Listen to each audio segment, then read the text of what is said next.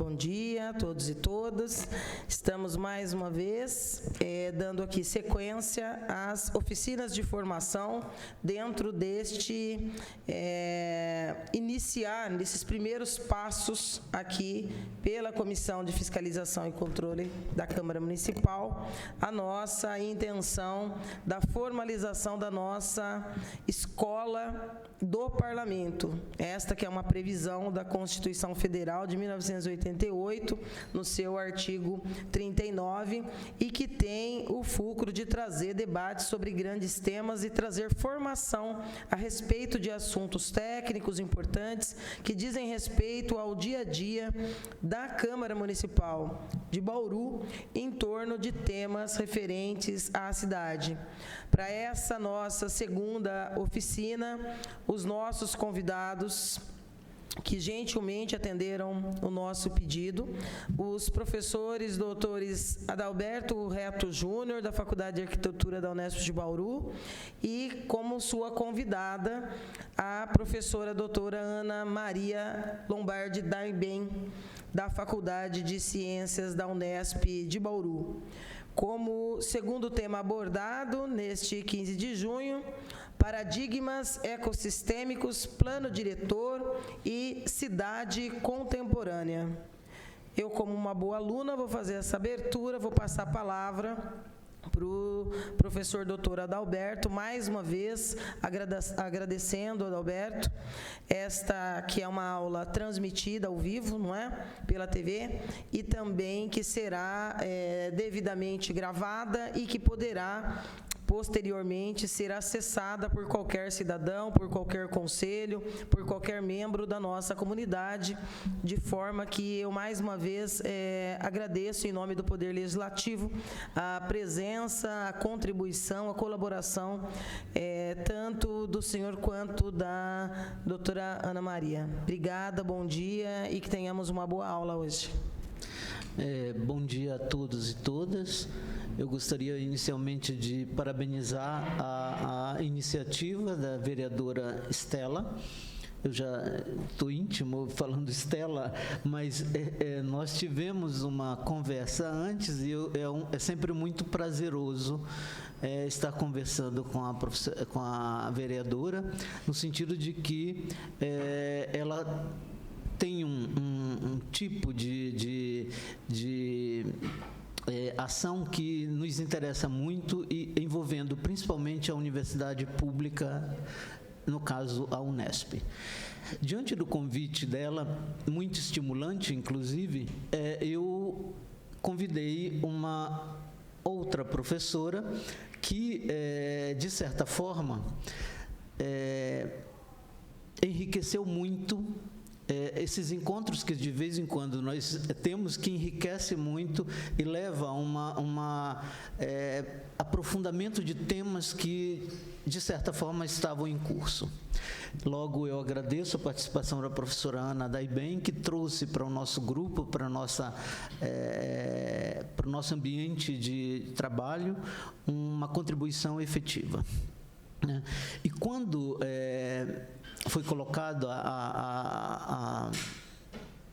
o tema que nós poderíamos estar tratando, eu, conversando junto com Ana Maria, quisemos retratar o fruto de um encontro a partir de um texto que nós escrevemos juntos. E esse texto está disponibilizado e que, de certa forma, foi o primeiro momento do fruto de um trabalho à frente da especialização em urbanismo, em planejamento urbano e políticas públicas, urbanismo, paisagem e território, que eu, ela e a professora Silvana Alves coordenamos, né? E vou relatar um pouco o trajeto dessa mudança, que foi muito interessante para nós burilarmos melhor o que e como nós poderíamos estar trabalhando com planos diretores. O professor Carbone, então diretor da Faculdade de Arquitetura, Artes, Comunicação e Design, fez uma reunião com os prefeitos da região. Nessa reunião, nós tivemos a presença de aproximadamente 33 prefeitos e ele solicitou aos grupos de pesquisas, aos laboratórios da faculdade, que passassem para ele material para ver como que nós estaríamos trabalhando e ajudando a prefeitura enquanto entidade pública. Essa reunião teve o maior fruto, no meu ponto de vista, dessa reunião, foi justamente a possibilidade de estarmos montando um curso de especialização. Mas essa passagem ela é muito significativa no sentido que os prefeitos entraram em contato justamente para elaborarmos planos diretores. E nós já tínhamos experiências em planos diretores, principalmente em cidades pequenas e médias, mas não em Bauru, né, mas na região. E diante da demanda, eu fui até o professor Carbone e disse: professor, eu acho importante nós, enquanto instituições, colocarmos algumas questões novas. Por exemplo, que um plano diretor deve ser feito e elaborado por uma equipe multidisciplinar e que a Unesp possa, de certa forma, estar trabalhando não literalmente na elaboração, mas sim na formação de técnicos da prefeitura que possam dar continuidade ao plano, porque nossa experiência diz que mesmo os planos com nível de participação grande, quando eles chegam na prefeitura, a implementação deles nem sempre é adequada em função da falta de profissional capacitado, né? Então, foi aí que nós começamos a construir essa especialização, tentando fazer parcerias com as prefeituras e estabelecermos, a partir dessa parceria, os alunos, os funcionários públicos trariam os planos, e nós, como equipe interdisciplinar, não só da Unesp, mas articulando 5 campos da Unesp e outros da USP, Unicamp, e até de fora do Brasil, nós trataríamos os temas relevantes. O que eu quero trazer para cá é essa experiência de partir quase que de um repensar de o que seria um plano diretor para uma cidade pequena e média. E por que isso? Porque, de certa forma, a fundação do Ministério das Cidades, o Estatuto da Cidade, ele teve como principal alvo de reflexão e de ação as metrópoles. E, portanto, e essa conversa nós tivemos com alguns desses grandes profissionais, mestres, alguns foram meus alunos, justamente isso. Eu acho que o nosso papel, estando no Centro-Oeste Paulista, e não só isso, a Unesp tem 23 campos espalhados em uma geografia importante, nós poderíamos estar começando a ter uma nova, a dar uma nova dimensão para isso, né? Então, num primeiro momento, e antes mesmo de nós começarmos, nós chamamos alguns grandes mestres para darem primeiras aulas do que seria plano diretor, do que seria alguns temas que fossem relevantes. Esses mestres são, digamos, as nossas referências e referências nacionais e internacionais. E já desde então, agradeço, o professor Flávio Vilaça faleceu há aproximadamente 2 anos, mas ele é uma presença muito importante para os urbanistas e para os arquitetos também, mas não só, ele tem uma formação muito... E ele coloca essa provocação. O planejamento urbano no Brasil, representado pelo plano diretor, está a exigir uma revisão radical, ou seja, pela raiz. todos os seus pressupostos precisam ser questionados. Todos, sem exceção. A partir deste questionamento, é fundamental que o conteúdo do plano diretor e seus métodos sejam redefinidos de baixo para cima. Os problemas e suas prioridades devem ser definidos pela maioria e esta deve recusar qualquer constrangimento por, entre aspas, não entender de planejamento urbano. Especialista ou expert é aquele a quem o problema diz respeito. Os técnicos têm que ser postos a serviço dessa maioria e da solução dos problemas que elas pautarem. Isso ele fala diante de, num texto chama As Ilusões do Plano Diretor. E ele é chamado, e nós vamos inclusive passar alguns trechos dessa aula dele para uma primeira aula de História do Planejamento Urbano e Regional, em 2016, uma aula pública, com uma presença maciça de muitos profissionais e estudantes, e que, de certa forma, ele coloca algumas questões que nós gostaríamos de estar abordando.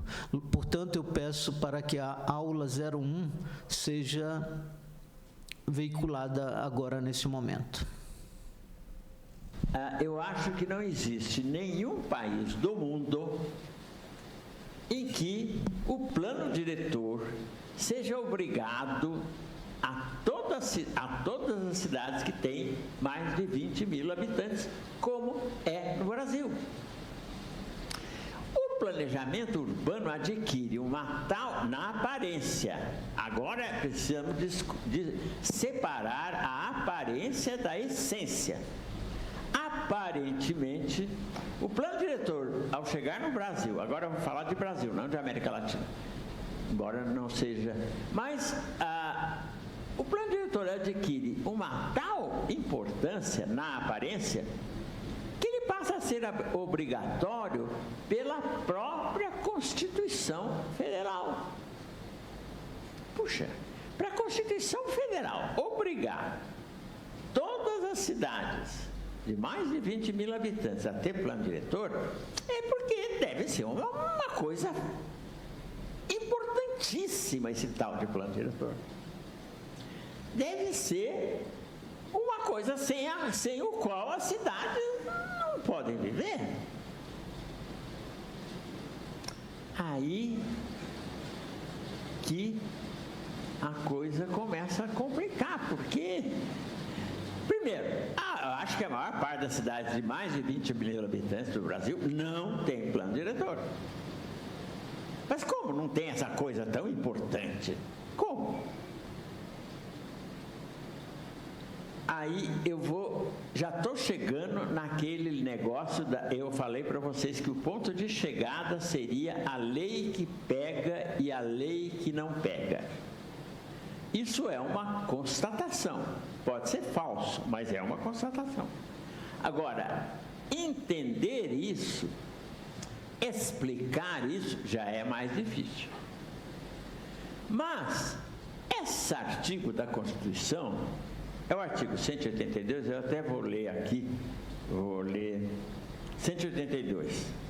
Diz o artigo da Constituição: a política de desenvolvimento urbano executada pelo poder público municipal, conforme diretrizes gerais fixadas em lei, tem por objetivo ordenar o pleno desenvolvimento das funções sociais da cidade e garantir o bem-estar de seus habitantes.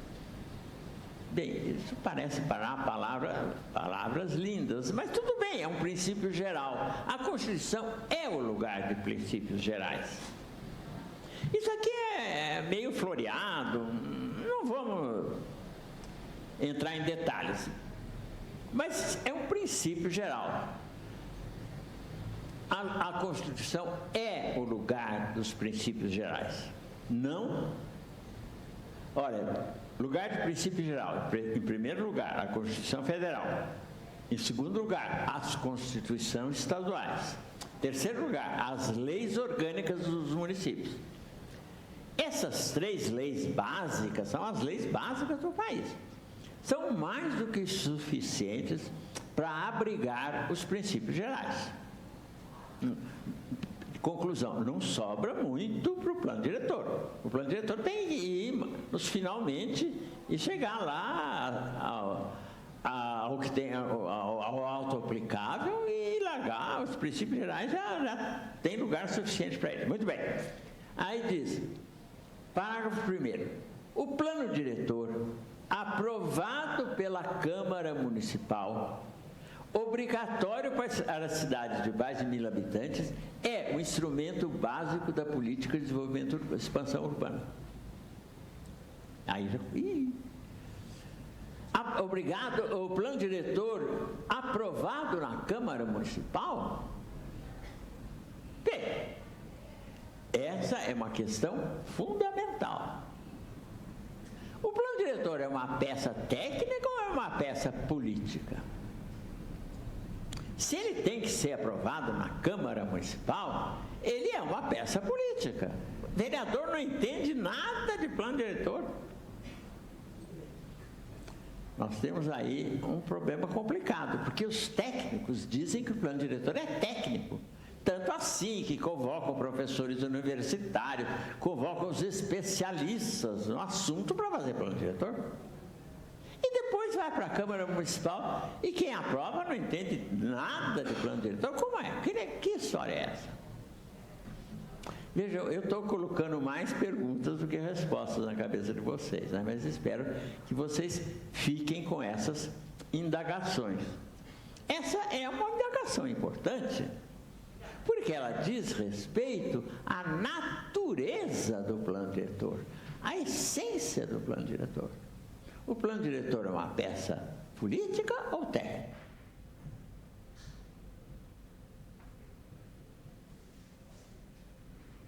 Diante dessa primeira provocação, que eu gostaria de ressaltar o quanto essa questão é importante, se o plano diretor é uma peça política ou uma peça técnica, eu gostaria de pedir a segunda aula, só para que nós possamos estar pouco a pouco caminhando dentro desse raciocínio do professor Flávio Vilaça, e a partir daí como que nós respondemos a essa provocação. Por favor. Por exemplo, vou pegar, eu não sei, Bauru, não sei, mas vocês, cada um de vocês pode pensar nisso. A cidade de São Paulo teve o seu primeiro plano diretor aprovado por lei em 1971. Mas se o plano diretor é uma coisa tão fundamental assim, como é possível entender que uma cidade, a maior cidade do Brasil, só venha a ter tido plano diretor quando já tinha alguns milhões de habitantes? Aí, ela passa, acho que 20 anos sem plano diretor. Bem, essa cidade deve ter virado um caos, porque passou 20 anos sem ter esse tal maravilhoso plano diretor. Ela só vem... Bem, eu sei dizer que nesse último 50, 60, 70 anos, São Paulo teve 3 planos diretores. Então, eu já começo a desconfiar que esse negócio não é para valer. Eu começo a desconfiar que esse negócio é a tal de lei que pega e lei que não pega. Ou seja, essa obrigatoriedade do plano diretor, eu fico desconfiado que ela é a tal da lei que não pega. O que é a lei que não pega? Quem quiser cumpre, quem não quiser não cumpre, e fica tudo por isso mesmo. Então, agora eu preciso entender isso. Aí, como eu disse, uma coisa é a constatação dos fatos. Nos últimos 50 anos, São Paulo teve 3 planos diretores. Não sei, Bauru não deve ter tido mais que isso, não. Mais que 3, nos últimos 50, 60 anos. Isso é uma descrição dos fatos. Agora, entender isso. Como entender que se dê tamanha importância a uma lei e não se use essa lei? Ou seja, ter um plano diretor. Como entender que esse tal de plano diretor, que supostamente é uma peça técnica, seja aprovado por gente que não entende patavina de plano diretor? Aí começa a interpretação dos fatos. Aí que complica. A minha interpretação é que isso está ligado à desigualdade social que há na sociedade brasileira. Eu costumo dizer, apresentar uma máxima, que é a seguinte: nenhum aspecto da sociedade brasileira, nenhuma faceta, nenhuma manifestação da sociedade brasileira será jamais entendida se não for levada em conta a desigualdade social que há na nossa sociedade. O Brasil é dos países mais desiguais do mundo. A desigualdade de riqueza, não de salário, desigualdade de riqueza que existe dentro da sociedade brasileira é enorme, essa desigualdade. Então eu começo a entender a lei de mentirinha. A lei de mentirinha tem outras finalidades que não a própria lei. E uma dessas finalidades é fazer de conta que se está querendo resolver os problemas urbanos. Esse período das últimas décadas, os últimos 50, 60, 70 anos, é um período em que surgem os problemas urbanos. Surgem os problemas de saneamento, surgem os problemas de habitação, surgem os problemas de transporte. Há 100 anos atrás, esses problemas não existiam. Os problemas surgem, eles aparecem, de repente, pum, aparece. E a nossa classe dominante tinha que dar uma resposta, a solução para resolver esses problemas, né? E com o que ela responde? Com plano diretor. Ela responde com plano diretor para dar a impressão que ela, a classe dominante, está profundamente preocupada com esses tais problemas urbanos. E que ela está fazendo tudo o que pode para resolver esses problemas urbanos. Então, cria-se uma imagem de plano diretor. Imagem essa criada e nutrida pela nossa classe dominante, que é o que ela apresenta como seu esforço para resolver os problemas urbanos.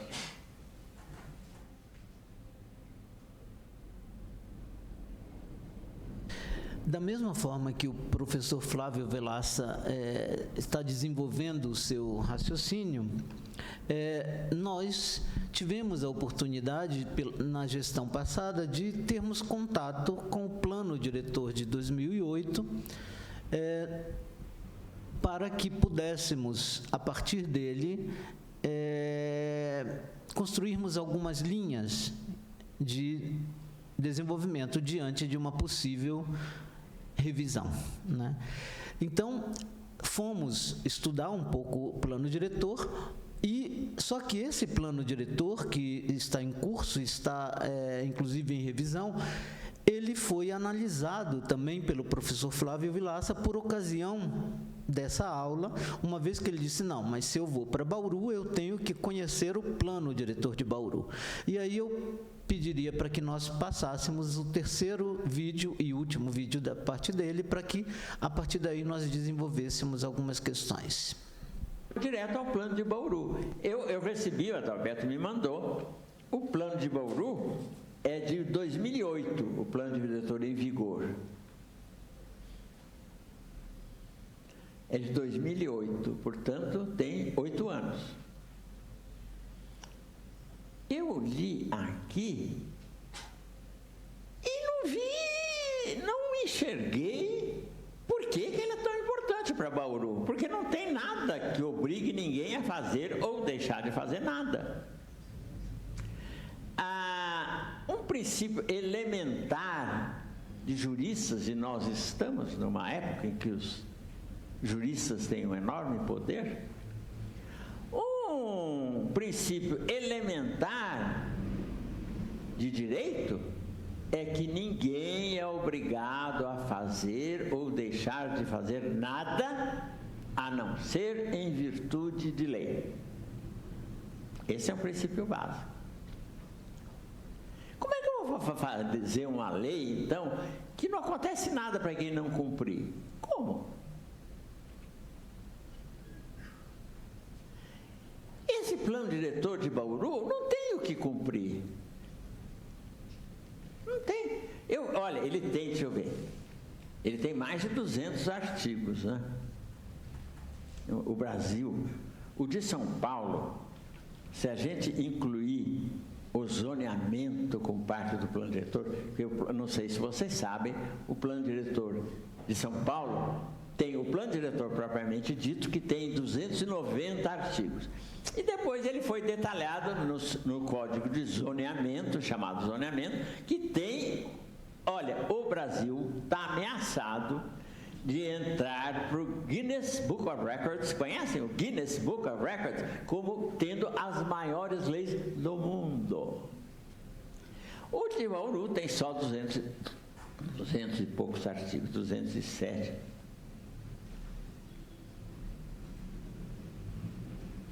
Eu não achei nada que fosse para alguém cumprir. O que é obrigado a cumprir? Porque a lei é para isso, né? Para cumprir ou não cumprir. Eu não achei. Quem que é capaz de me dizer um número entre 1 e 200? Quem que é? Por favor. 30, Célia, 30. Eu vou ler o artigo 30. Olha, foi sorteado o artigo 30, hein?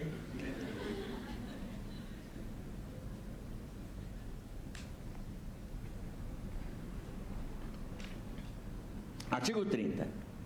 A zona de interesse de expansão urbana tem características semelhantes à zona de consolidação. Porém, inúmeros vazios urbanos com interesse na urbanização, porém ela contém inúmeros vazios urbanos de interesse na urbanização por ser um potencial vetor de desenvolvimento. Complicado, embolado, não? Por ser o principal vetor de desenvolvimento, não sei o que é vetor de desenvolvimento, em virtude da futura implantação da avenida. Ela tem importância e interesse porque ela vai receber a futura implantação da Avenida Nações Unidas. Acho que aí vocês sabem, não? A futura implantação da Avenida. Qual é o prefeito que é obrigado a abrir a Avenida das Nações Unidas? Não sei, aqui não diga. O que acontece para o prefeito que não abrir a avenida? Não sei, aqui não tem. Bem, são diretrizes para o desenvolvimento equilibrado da zona de interesse e de expansão. Implantação da Avenida das Nações Unidas é de interesse. Implantação da Avenida Nações Unidas, Avenida Nações Unidas Norte, com vetor de desenvolvimento da região do município. Segundo, implantação do Parque do Castelo. Vocês devem estar sabendo do que se trata, né? Implantação do Parque do Castelo, com atividade, recreação e lazer, contenção de águas pluviais e serviços públicos. É um princípio geral, né? Não obriga ninguém a implantar o tal do Parque do Castelo, e muito menos dele fazer contenção de águas pluviais, não obriga nada. É um princípio. Esse plano parece um compêndio do urbanismo. Ele explicou, acabou de explicar para que serviria o Parque do Castelo, para atividades de recreação, lazer e contenção das águas pluviais e serviços públicos. É um compêndio do urbanismo. Além disso, ele está dizendo aqui, eu acho que dá para vocês perceberem isso, como será o plano diretor quando ele vier a ser feito. Ele dá o receituário de como fazer o plano diretor. Então, são diretrizes para o desenvolvimento equilibrado das zonas de interesse de expansão. Terceiro, incentivos à implantação de empreendimentos privados, geradores de emprego, maravilha, e renda ao longo da avenida. Essa Avenida Nações Unidas, ela vai receber empreendimentos privados geradores de emprego. Se não gerar emprego, não pode receber. Isso tá claro aqui. Ao longo da incentivos na implantação de serviços públicos estaduais, federais, a utilização da operação urbana consorciada, enfim.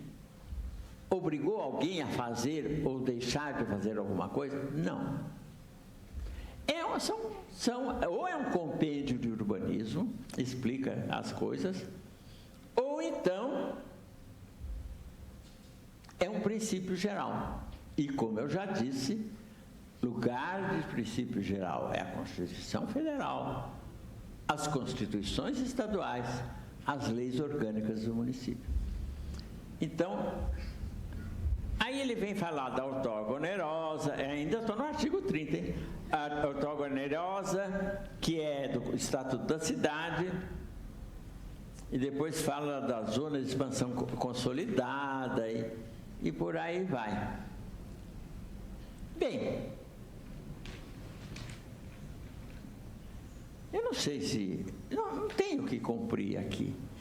Esse plano diretor, essa coisa tão maravilhosa que dizem que é, Bauru está perdido, porque não cumpriu o plano diretor. Não tenho que cumprir. Mas vai mal, a situação está preta. Entendeu?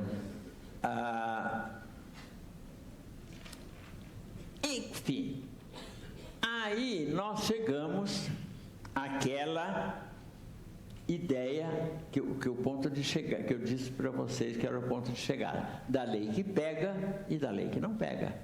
Essa lei foi feita para pegar? Não, porque não acontece nada para quem não cumpre. Primeiro, ela não tem o que cumprir, ela só tem princípios gerais. Essa lei foi feita para pegar? Aí, veja, estou em plena interpretação dos fatos, hein? Estou em plena interpretação dos fatos.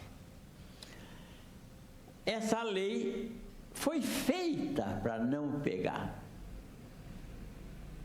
Essa lei não foi feita para ser cumprida, ela foi feita para não pegar. E a troco de que uma sociedade faz lei para não pegar? Vejam, vocês... É uma recomendação, eu já estou na idade de fazer recomendação, uma recomendação que eu faço para vocês todos. Sempre perguntem por quê, sempre. Em geral, constata-se que as leis não foram feitas para não pegar, essa lei foi feita para não pegar e para por aí. Não se pergunta por quê. Não, tem que perguntar por quê. Por que são feitas leis para não pegar? Está começando a ficar complicado o negócio, hein?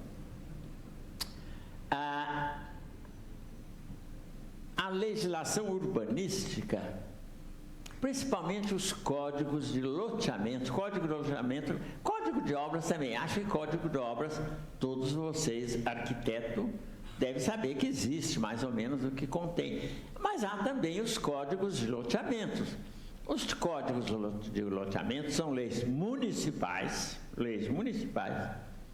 que estipulam como deve ser o projeto de loteamento, como devem ser as ruas, a largura mínima das ruas, a declividade das ruas, a porcentagem de áreas verdes a serem reservadas. Enfim, eu tenho que fazer um projeto de loteamento que tem que ser aprovado na prefeitura, o projeto de uma casa tem que ser aprovado na prefeitura. E aí, esse projeto... Aí eu posso vender lotes. pela lei municipal. Uma vez aprovado o projeto, as ruas passam a ser públicas. São propriedade da prefeitura, não são mais propriedade do loteador. As ruas passam a ser públicas. Mas a maior parte dos brasileiros não mora em loteamento aprovado. Então, eu coloco para vocês a seguinte questão. Como fica uma classe dominante que faz leis como o Código de Loteamentos, Código de Zoneamento, nem vou falar, mas como o Código de Loteamentos, que ela sabe que a maioria não pode cumprir. A maioria da população brasileira não tem condições econômicas de comprar um lote, comprar e fazer a sua casa num lote legal, num loteamento aprovado por lei. Não tem. Então ela vai morar em favela, ela vai morar em áreas de risco, ela vai morar em áreas sujeitas a deslizamento. Aí a prefeitura inventa que tocando uma sirene o pessoal que tem que sair de casa porque vai derreter tudo. E vai para onde? Agora tem, como é que chama? Defesa civil. Toda prefeitura de cidade grande no Brasil tem a sua defesa civil. Uma das obrigações da defesa civil é quando há uma grande chuva que vai derreter as encostas e levar, como levou agora há pouco em Francisco Morato, morreram várias pessoas, que vai derreter a encosta, levar a casa, e ela tem que ter uma buzina para tocar, e sua casa vai ser levada pela enxurrada. Por quê? Porque essa pessoa comprou um lote que não era um lote clandestino, um lote que não era num loteamento legal. Então, esse é o caso típico da lei que é feita, mas que as pessoas não têm, a maioria da população não tem, a maioria não digo, pelo menos uns 30%, a porcentagem da população brasileira que mora em loteamento clandestino e em favela, aqui no estado de São Paulo é de 30% a 40%. Como eu vou fazer uma lei que sei que 30% a 40% da população não vai poder cumprir? Não vai poder comprar um lote em loteamento legal. Aí surge a lei de mentirinha. Aí surge a lei que pega e a lei que não pega. Aí surge o plano diretor que não serve para nada. Mas disse que ele é maravilhoso e que ele vai resolver todos os problemas da cidade.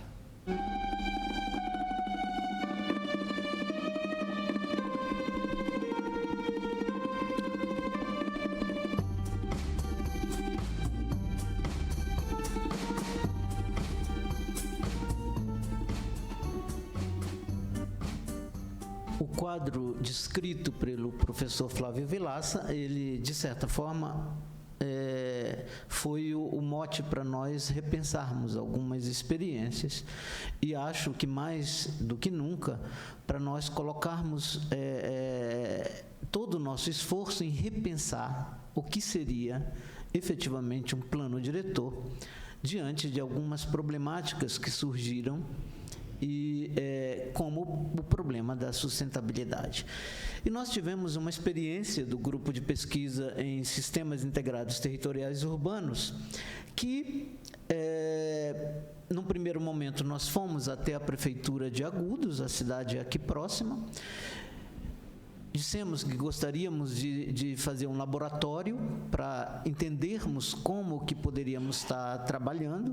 Escrevemos esse projeto no Ministério das Cidades e fomos contemplados.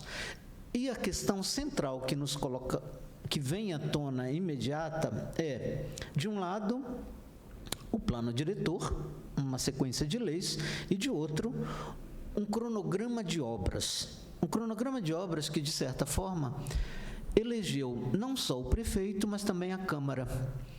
E aí, esse cronograma de obras, esse aparato de modificação na cidade, para a gente chamou muita atenção. Não no sentido negativo, mas como saber que isso poderia, como fazer com que isso entrasse, tivesse um relevo dentro do plano diretor, uma vez que aquilo que o professor Vilaça coloca é justamente a falta de especificidade de onde ele vai atuar, isto é, a Nações Norte vai cumprir o prazo daquilo, isto é, o detalhamento das modificações que poderiam estar levando a um equilíbrio da cidade, etc. Começamos, então, a ouvir a Câmara, perguntar, de uma certa, o que você, qual o seu projeto que fez com que você se elegesse? E alguns, efetivamente, era creche, era isso, era aquilo, e começamos a anotar de uma forma muito responsável e saber como que isso poderia estar dentro, fazendo parte de um plano diretor, o que levou nós nos aproximarmos muito do que se chama uma relação entre plano e projeto urbano. E para isso nós trouxemos um professor, um urbanista, Bernardo Secchi, da Itália, que, de certa forma, não só trabalhava nessa linha, como também era uma referência de pesquisa quando se tratava de cidades pequenas e médias. O professor Secchi chega e ele coloca uma questão importante. Nós tivemos a presença dele em 2 momentos no plano de Agudos, e num certo momento, após a experiência de pesquisa no plano de Agudos, ele nos apresenta esse quadro e diz: Adalberto, porque ele sempre chegava e dizia diretamente para a coordenação, dizendo, como que responde a isso? Recentemente houve um congresso no qual pegamos os grandes personagens que contribuíram dentro do urbanismo para a sedimentação de alguns temas como o da participação popular.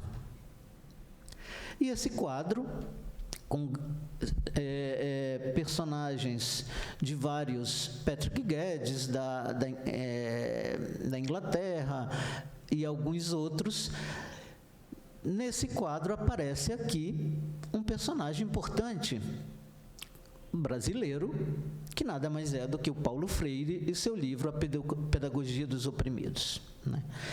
E ele diz, mas vem cá, se esse homem tem, aqui é o professor Bernardo Secchi, em Agudos, desenhando num dos momentos em que nós estávamos presentes, e ele diz, mas se esse homem é tão importante internacionalmente, por que dentro das metodologias de plano diretor não aparece um diálogo com a sua obra, a interlocução com a sua obra?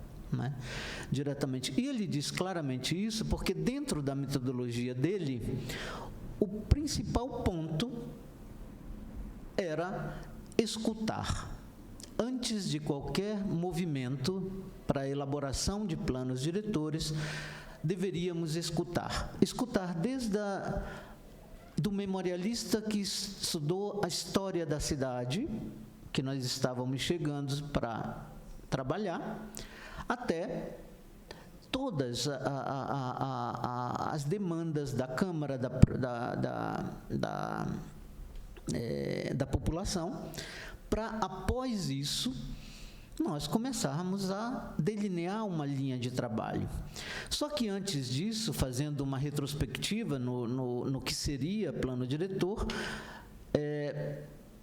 existia uma palavra que muitas vezes ela ainda é muito repetida, e ela vem a partir do momento em que o nascimento do urbanismo ele está atrelado à medicina, que é a palavra diagnóstico. Dentro dessa nova metodologia, o diagnóstico deveria ter que ser revisto. Primeiro que se faz um diagnóstico quando se vê uma cidade doente, né? Então, do ponto de vista metodológico, esse diagnóstico era uma leitura técnica feita por técnicos, portanto, urbanistas, etc. Ele diz, não, se antes nós tínhamos uma leitura, nós temos que ter 3 leituras, do qual escutar a primeira, a segunda seria revelar, que essa, sim, é a partir do desenho, dos arquitetos, etc., a potencialidade do lugar, vindo a partir da pesquisa, e uma outra que seria análise tecnicamente pertinente. E aí, diante de Paulo Freire, a aproximação com a professora Ana Maria Daibem, que, como pedagoga, e que sempre trabalhou com o Paulo Freire, veio enriquecer essa metodologia e começar a trabalhar junto conosco. E aí eu vou passar a palavra para a professora Ana Maria Daibem, para ela, que já teve uma experiência de gestão, para começar a ver como que isso é trabalhado e como que isso poderia nos inspirar para próximas etapas de elaboração de planos diretores e na cidade contemporânea.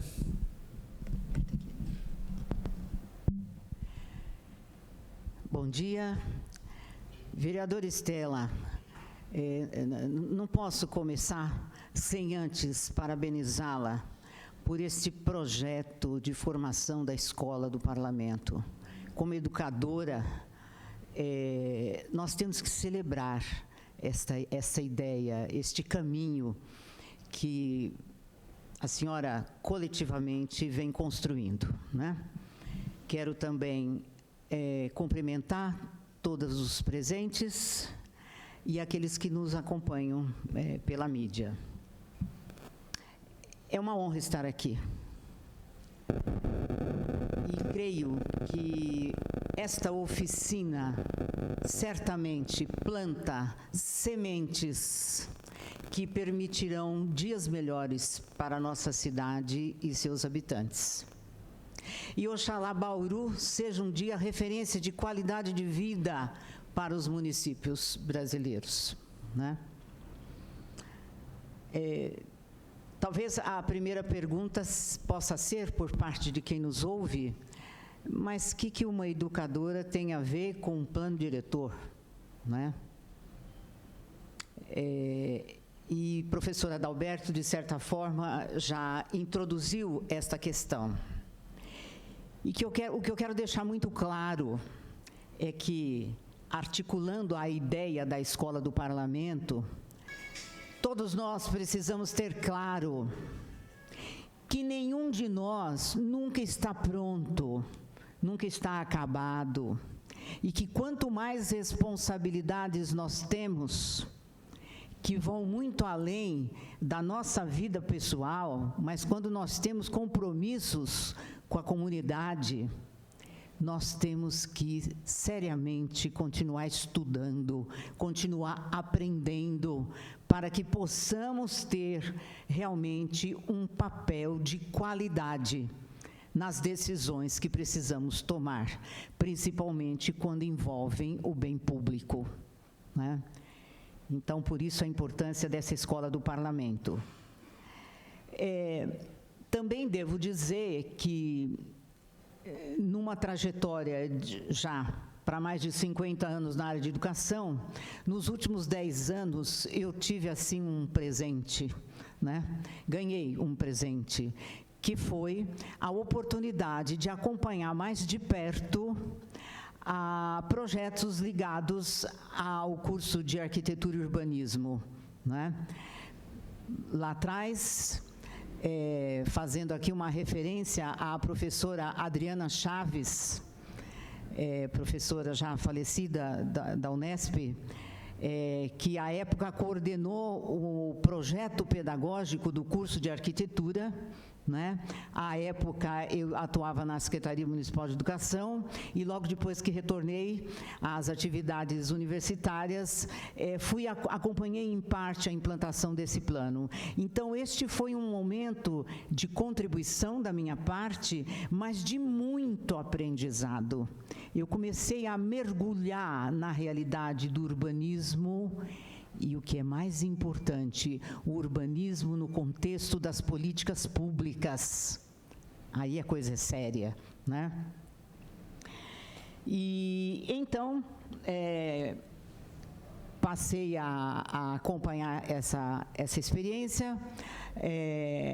Tive o privilégio de acompanhar a professora Adalberto em alguns cursos de extensão universitária que antecederam ao curso de especialização que ele já citou, né?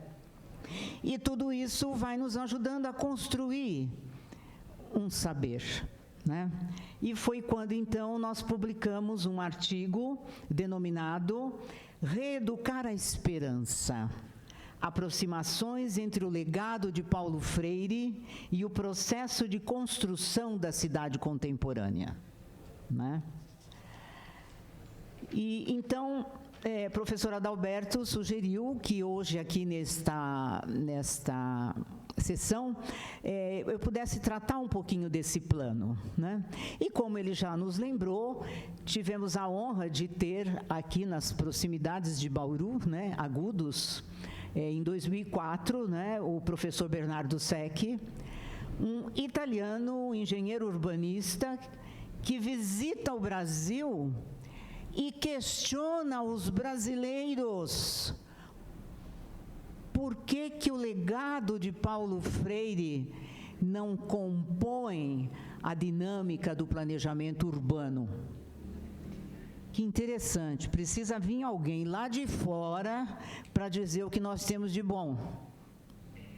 Até porque, se os senhores se recordam, nos últimos anos, Paulo Freire tem sido, desculpa a expressão, metralhado, descaracterizado, a ponto de quererem que seja tornado nulo a homenagem já feita, constituída, de Paulo Freire, enquanto patrono da educação brasileira, né?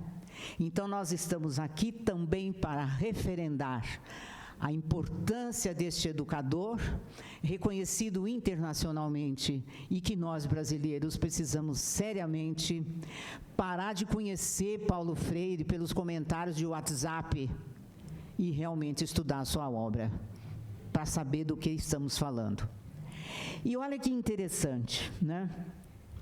Professor Bernardo Secchi, quando discute a questão do planejamento urbano, né, ele fala da importância da leitura da realidade da cidade. E quando ele trata desse momento, que é a segunda etapa da sua metodologia, ele, como o professor Adalberto já disse, ele diz, nós temos que, antes de mais nada, em se tratando de planejamento urbano,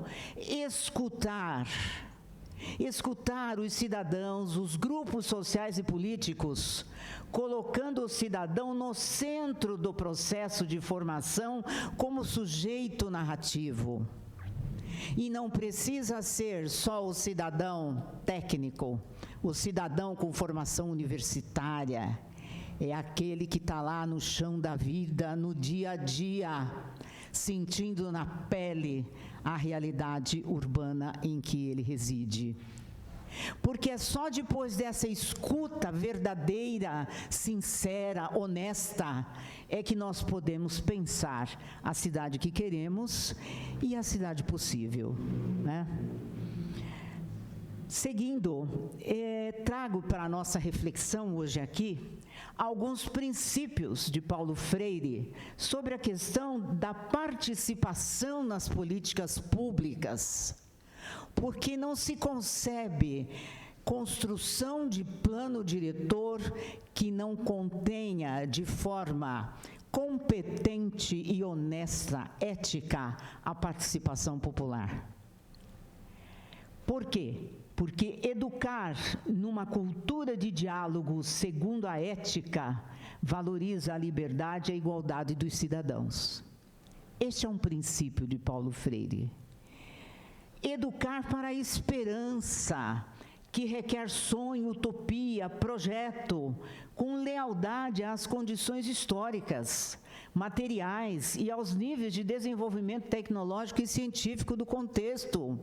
Ou seja, quando nos dispomos e valorizamos, respeitamos a participação popular, seja daquele cidadão qualificado do ponto de vista da escolaridade, seja aquele que ainda não conseguiu até ser alfabetizado, mas ele é um ser vivo, que sente, que sofre, que pensa e que pode dizer da realidade em que nós vivemos.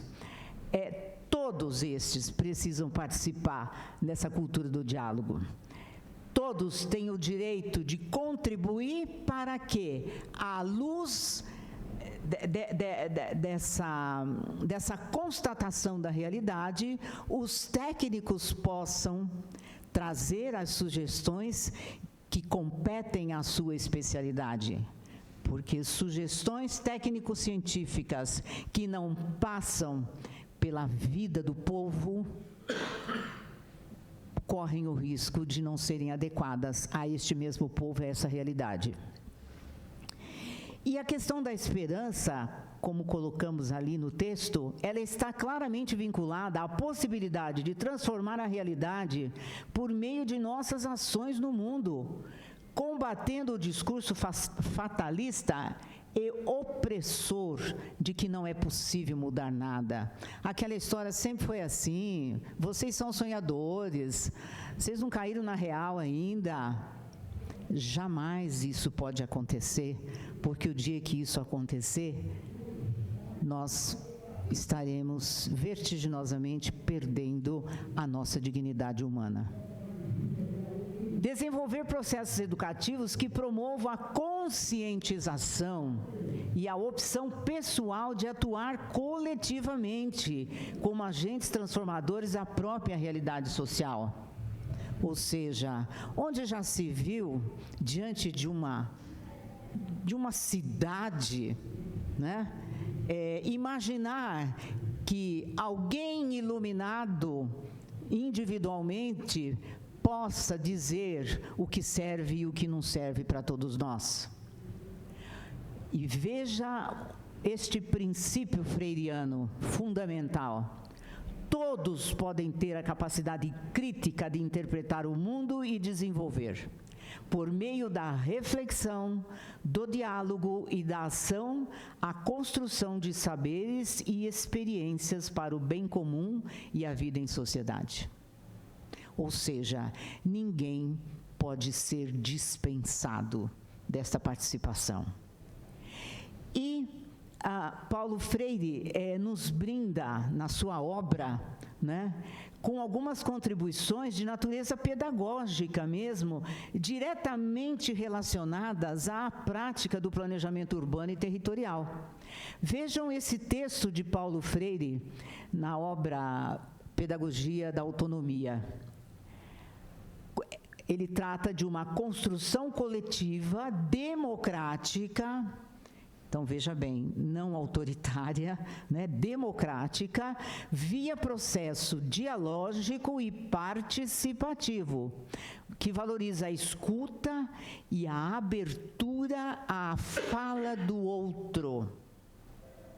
Que história é essa de dizer que a fala do outro não serve, que só o que eu penso que é o correto? E nos diz Paulo Freire, então, entre aspas, a verdadeira escuta não diminui em mim em nada a capacidade de exercer o direito de discordar, de me opor, de me posicionar. Pelo contrário, é escutando bem que me preparo para melhor me situar do ponto de vista das ideias. Como sujeito que se dá ao discurso do outro, sem preconceitos, o bom educador fala e diz de sua posição com desenvoltura, precisamente porque escuta sua fala discordante, em sendo afirmativa, porque escuta jamais é autoritária. Então é este Paulo Freire, reconhecido internacionalmente, que nós trazemos como referência para pensarmos o plano diretor, inclusive, da nossa cidade. Freire ainda acrescenta: a partir da escuta, desenvolve-se a construção do saber e, portanto, respeitar a leitura de mundo do educando, eu diria do cidadão, né? Implica reconhecer a historicidade do saber, sem arrogância científica, mas assumindo a humildade crítica, que é uma postura verdadeiramente científica. Ciência não pode combinar com arrogância, né? Portanto, a concepção libertadora de Paulo Freire, usamos essa expressão porque existem diferentes concepções em educação. Para isso precisaríamos um outro espaço para falar disso. Mas na teoria da educação, Paulo Freire é colocado como concepção libertadora. Por quê? Porque todo o seu pensamento está centrado nessa linha no poder do povo e na autonomia de suas organizações. Ou fica à margem da estrutura escolar. O que significa isto? Todo um trabalho proposto por Paulo Freire de educação pode se dar fora da escola, como se diz em educação, de uma forma assistemática, não escolarizada, mas também é possível buscá-la no espaço formal da escola, né? Onde também no espaço formal da escola a expressão das ideias populares precisam se fazer presentes. Senão, esta escola não responde à realidade da maioria dos brasileiros. Seguindo, ainda Freire, né, na obra Pedagogia do Oprimido, diz: o processo de educação libertadora requer que os homens se sintam sujeitos do seu pensar, discutindo o seu pensar, a sua própria visão de mundo, manifestada implícita ou explicitamente nas suas sugestões e nas sugestões dos companheiros. Ou seja, não dá para pensar sozinho, nós temos que pensar juntos, de preferência entre companheiros. Na educação dialógica, diz Freire, o conteúdo não constitui uma ação de imposição ou doação. Não se impõe o saber, não se doa o saber, mas a devolução organizada, sistematizada e acrescentada ao povo daqueles elementos que este lhe entregou de forma inestruturada. Essa fala de Paulo Freire é belíssima, porque mesmo aquela fala do cidadão que não tem, por exemplo, a escolarização, mas ele tem a vida, ele denomina como uma forma inestruturada, que depois a ciência pode dar a interpretação estruturada. Ou seja, e aí realmente acontece o que eu ousaria dizer, a comunhão entre o pensamento popular e a ciência, né? E temos também aí uma contribuição importante, né, de um dos autores citados naquele quadro que o professor Adalberto apresentou.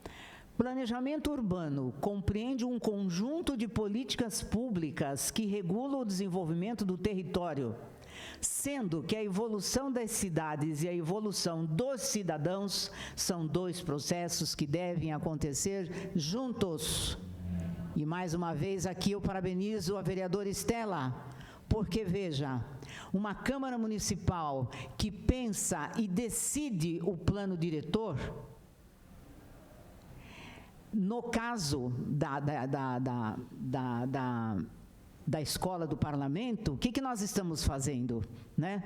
Nós estamos a vereadora está querendo trabalhar junto, né, a questão dos dois processos, que é a evolução da cidade e a evolução dos cidadãos.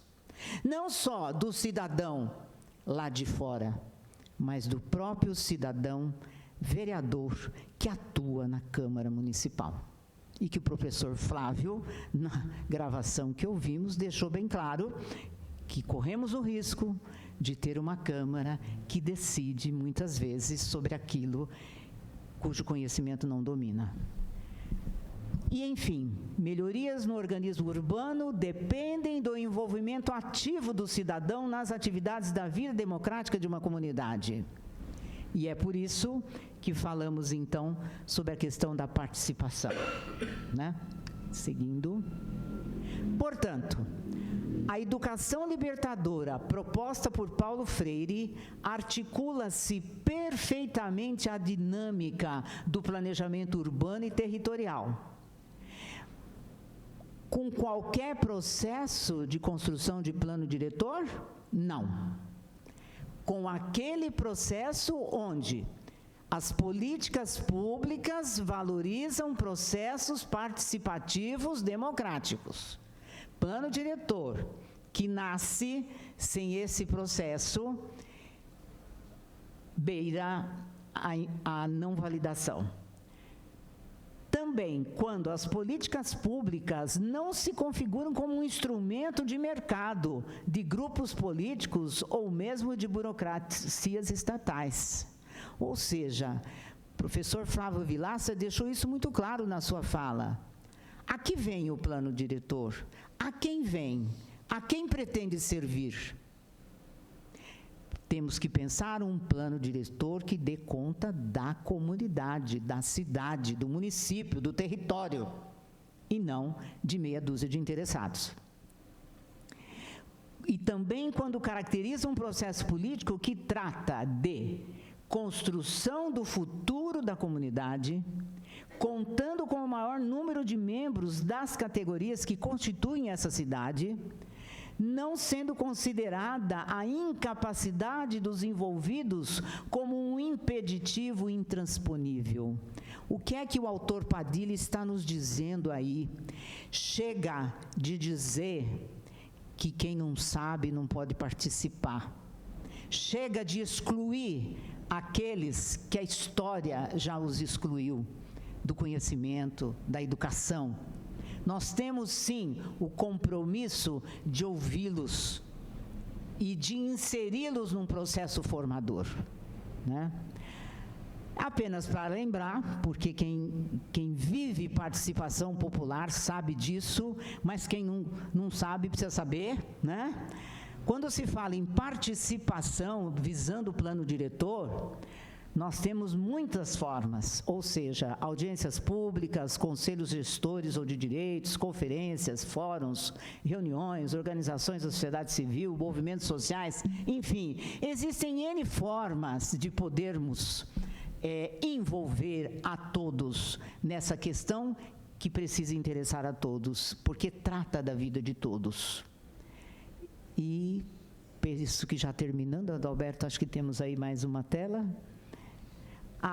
Também é interessante chamar a atenção, porque quando se fala em participação, parece que participação é só uma coisa, é uma coisa só. Não. Professor Gandim caracteriza esses níveis de participação. Então, ele diz assim: existe o nível da colaboração, quando as pessoas contribuem e apoiam propostas já decididas por autoridades. Geralmente propostas não pensadas num coletivo maior e que mais que eu participo e referendo. Existe o nível da decisão, que ocorre entre alternativas já traçadas, referentes a aspectos secundários, desconectados das propostas mais amplas, ou seja, é quando decisões pontuais, para decisões pontuais, se chama o outro, a comunidade. mas os grandes eixos que comandam o grande movimento nem sempre passam por todos. E, por fim, o nível da construção em conjunto, quando o poder está com as pessoas, fase na qual todas devem participar e opinar. Seguindo. Acho que tem alguma coisinha para concluir, professor Adalberto. Voltou? Terminando. Professor Gandim, que fala desses diferentes níveis de participação, ele diz: com seu saber próprio, com sua consciência, com sua adesão específica, organizam seus problemas, suas ideias, seus ideais, seu conhecimento da realidade, suas propostas e suas ações. Todos crescem juntos, transformam a realidade, criam o novo em proveito de todos e com um trabalho coordenado. Concluindo essas primeiras colocações, que possam suscitar desenvolvimentos outros, a participação popular permite aos indivíduos serem sujeitos ativos na construção de uma sociedade nova, que precisa ser lugar do direito, da justiça e da fraternidade. Obrigada. Obrigado, professora Ana. Com isso, eu gostaria de colocar como que, para o arquiteto e urbanista, que sempre foi o que, por competência, coordena a equipe, o que altera diante disso? Primeira questão, colocada não só pelo professor Flávio Vilaça, como professor Sec, mas a Ana nos ajudou, é que, na atual conjuntura, nós não podemos mais dar diagnósticos somente. Por outro lado, nós temos uma importância da pesquisa que é fundamental, porque é a partir da pesquisa que nós iremos não diagnosticar e trazer o problema, mas sim dimensionar a problemática colocada pela população. Então, nós, como técnicos, iremos sim aferir aquela problemática e, a partir de então, começarmos a construir um aparato que possa estar resolvendo-a de forma técnica.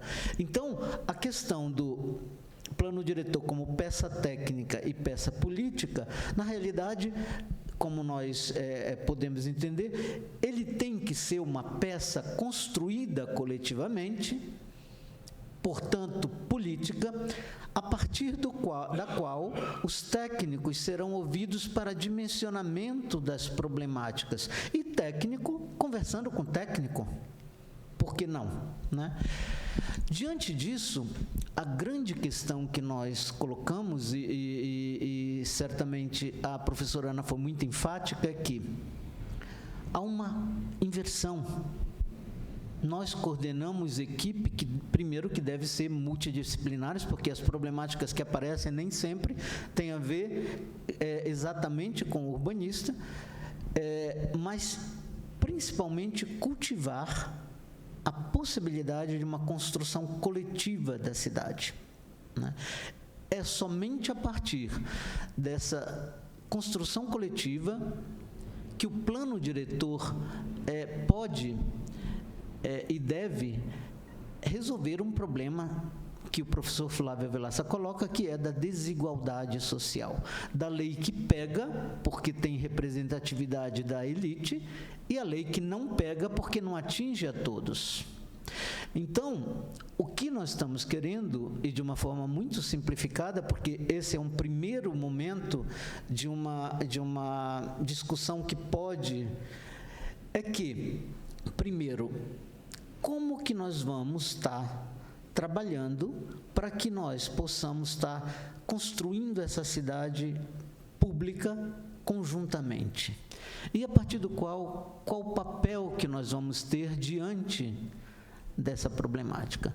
Portanto, o plano diretor só é válido quando, efetivamente, ele tem uma base de participação popular, não aquela participação que vai para dizer o que está pronto, não é isso. É para escutar, sedimentar questões e trazer soluções posteriormente, né? Logo, a escuta, ela não é para escutar o que o técnico já resolveu, e que muitas vezes é essa participação que, de certa forma, ela, e com números elevadíssimos de 100, 200 participações de audiências públicas, etc., é que ela faz uma maquiagem do que seria um plano efetivo e outro não, né? Então, a importância do plano diretor é enorme, no meu ponto de vista, a partir do momento em que ele age como formador do cidadão. E aí o papel da universidade pública ganha relevo, porque nós podemos dar suporte para a construção dessa boa participação, não de forma arrogante, como a própria Ana colocou, não, de uma forma muito tranquila, porque, afinal de contas, somos técnicos, mas jamais pensando de que podemos dar um diagnóstico, isso não pode mais ser, sobre uma situação em que nós não vivemos. Então, no meu ponto de vista, e acho que esse foi a grande questão que nós colocamos, e que por isso eu chamei a Ana para trazermos essa questão, começarmos a aproveitar o momento que nós vivemos, que tivemos que nos reinventarmos em função de uma pandemia que deu origem às primeiras leis urbanísticas. O urbanismo nasce a partir de uma pandemia para sanear a cidade, para fazer a cidade salubre. E agora nós começarmos a pensar como nós poderíamos construir planos em que a base da construção fosse um pacto coletivo feito pela população, e que nós fôssemos chamados para dimensionar problemáticas, para resolver questões que somos habituados a fazê-lo. Portanto, eu finalizaria com essa grande experiência que nós tivemos, dizendo o quanto foi relevante pensarmos uma equipe multidisciplinar para discutirmos os problemas da cidade, e como a provocação desses dois personagens muito importantes e distantes um do outro geograficamente, colocam para a gente talvez os pontos centrais para a renovação do que nós poderíamos entender do que seria plano diretor. O professor Flávio Vilaça dizendo, devemos reestruturá-lo pela raiz. E o professor Bernardo Sec nos diz, e o legado de Paulo Freire? Onde ele se coloca dentro da planificação territorial urbana? Portanto, eu faço das duas provocações que para nosso grupo foram transformadoras, para que vocês possam ouvir a aula integralmente, tá no site da TV Unesp, e possam começar a se contaminar por esse espírito novo que pode estar nascendo de uma construção coletiva da cidade. Agradeço a professora, a vereadora Estela Amagro, porque, de fato, isso é fundamental. É isso que vai fazer com que a gente venha à Câmara e diga, não, não é que os vereadores não sabem nada, é porque o plano foi construído a partir de uma pactuação pública e, portanto, todos sabem, sim. E aquilo de técnico que pode emergir dali é onde nós iremos conversar entre a gente. Muito obrigado, parabéns pela iniciativa e nós nos colocamos sempre à disposição. Acho que ela vai fazer alguma pergunta. Ah, tá. Mais uma vez, quero agradecer essa oportunidade. É uma honra estar aqui. Parabéns por essa iniciativa e conte conosco. Este é um compromisso de cidadania que temos. Obrigada. Nós é que agradecemos tanto o professor doutor Adalberto Reto Júnior, a professora doutora Ana Maria Daibem. Para nós é uma satisfação, porque isso também cumpre um outro objetivo que vai muito na linha dessa perspectiva freiriana abordada aqui pela professora Ana. Aproximar o poder público, aproximar a Câmara Municipal como um instrumento da sociedade, até porque eleita por ela, em que pese todas as distorções que a gente ainda encontra na nossa democracia, né? Mas é sempre muito importante fortalecer esse vínculo do poder público, sobretudo da Câmara Municipal, com a universidade pública. E esse papel de formação é libertador. Conhecimento é algo que, infelizmente, nos dias de hoje assusta, né? E esse é um dos desafios que a gente tem procurado trazer com o debate da Escola do Parlamento. E apesar do quadro não ser o que a gente gostaria a nível nacional, mas eu fiquei muito feliz em descobrir nesse ano que nós já temos mais de 300 municípios que têm a Escola do Parlamento consolidada. Diversos estados, né, já têm as suas assembleias legislativas, as escolas de parlamento.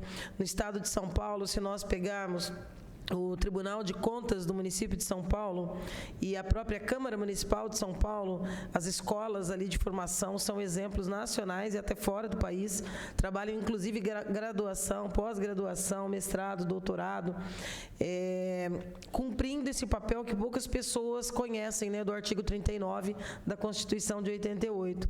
Esses instrumentos que nós estamos discutindo agora nessa primeira fase de busca de implantação da escola aqui, dá essa dimensão que a contribuição de vocês hoje traduziu muito bem.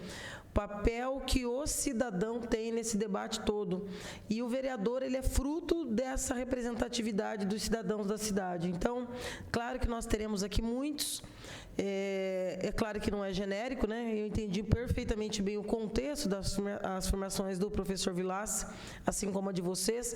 Não é fato que você, dentro de todos os parlamentos, não encontrará aqueles técnicos que dominam, que entendem, até porque nos parlamentos você vai encontrar advogados, engenheiros, arquitetos, mas essa formação, essa perspectiva individual, não dá para os parlamentos, de forma geral, o conhecimento necessário para se aprofundar o debate e criar uma lei que impacta tanto a vida das pessoas.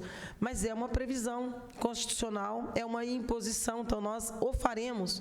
A nossa preocupação é que se faça com o maior número possível de conhecimento, com o maior número de dados possível sobre esse assunto. É um tema polêmico desde a forma como ele é feito, esse ouvir, que a gente questiona muito aqui na tribuna da Câmara, como é que esse debate, essa construção, como é que essas pessoas citadas aí na palestra pelo professor Vilaça, como é que as pessoas que ainda residem nas favelas, as comunidades, como é que ela se vê morando do lado de um condomínio, né, de luxo extremo na zona sul da cidade, onde a pobreza absoluta encontra a riqueza extrema e os direitos são tão díspares, né, em relação ao seu direito de morar, de viver bem, de ter asfalto, de ter energia, de ter água e luz água encanada, de ter coleta de esgoto. Quer dizer, é uma série de questões importantes do ponto de vista urbano que impacta muito a cidade. E se a Câmara não refletir esse pensar coletivo, essa necessidade de que o povo saiba o que está sendo votado, porque da mesma maneira, se os vereadores não entenderem, nossos assessores, o corpo técnico da casa, dirá a população excluída disso desde sempre, desse processo, para entender e cobrar o que é que está sendo votado. É uma lei que me prejudica, que me exclui, que me inclui? Eu entro aí como? Como é que a minha voz ecoa dentro desse debate? E, infelizmente, a conclusão ao longo dos tempos é de que não ecoa. não ecoa, porque não há ainda, né, essa perspectiva colocada aqui pelo professor Vilaça. Mais uma lei para não ser cumprida, não é? Ou mais um princípio para ser referência, porém não trazer nada de objetivo que mude a vida do povo. E aí o Estatuto da Cidade com seus instrumentos, o plano diretor, mesmo dentro dessa perspectiva de se é uma lei para ser cumprida ou não, a lei de uso e ocupação de solo, possíveis inversões, os agentes que são promotores desse debate, como é que esse debate está sendo feito e como é que essa legislação vai chegar aqui, porque nós estamos dentro desses temas, porque vamos receber brevemente legislações que valerão, em tese, por uma década, né, para depois voltar a ser novamente debatida. Então, nós temos um plano que já tem os seus 10 anos, né, superados, arcaico, né, ainda não contemplando os pontos realmente cruciais que a gente precisa debater sobre a cidade que nós queremos e a quem pertence essa cidade. Então, estou dizendo isso para valorizar a contribuição de vocês dois. Essa videoaula permanece no site, então nós divulgaremos para que os conselhos possam acessá-la, assim como a primeira aula que nós tivemos aqui também, acerca do Estatuto da Cidade.